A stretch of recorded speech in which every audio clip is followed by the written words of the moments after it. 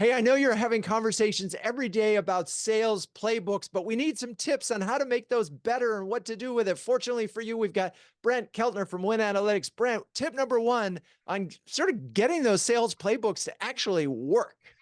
Well, yeah, so let's start with why should a CMO care about sales playbooks? Not my job, right? Very simple. You look at all the sales methodologies out there, whether it's Sandler, Medic, or Miller Hyman, they say nothing about positioning value. It's all about sales process. The companies that win are the first to position value. Okay, so we're positioning value and just explain that idea just a little bit more. Yeah, it means speaking to each of your buyers based on their goals and their roles personally about what they care about. And you have it on your websites often, you have it in stories, you have it in content. Unless you help the sales team turn that into their playbooks, all they're going to think about is just their sales process.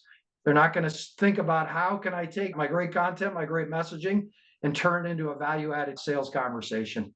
Yeah, I want to go back to the point you made at the beginning.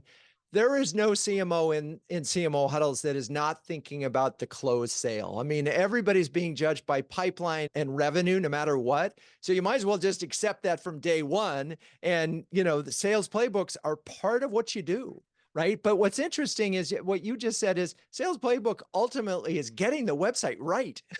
Yeah, yeah, it's the alignment between the website and the content and the sales messaging that the CMO has to own. Got it. Well, while we're here, do you want to give one quick example of a company you've worked with that has done this?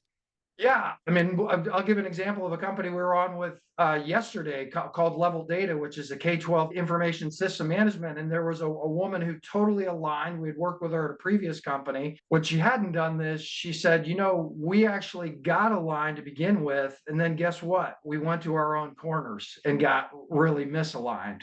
So tip number two is it's hard to get aligned. It's harder to stay aligned. The best marketing leaders have regular huddles with their salespeople to figure out, hey, what messaging is working, what content is working, right? So what stories are working so that they're regularly testing their positioning framework with market input. Funny how the marketing people have to communicate with everybody at a constant level. All right. Well, I also appreciate, I heard that word huddle in there. CMO huddles here for B2B CMOs who can share, care, and dare with the best of them. Our goal is to inspire B2B greatness. We'd love to see you with our free starter program. Another benefit of CMO huddles is that we have amazing partners like Brent Keltner from Winalytics. I'm Drew Neiser. That's your Wednesday wisdom. Peace out.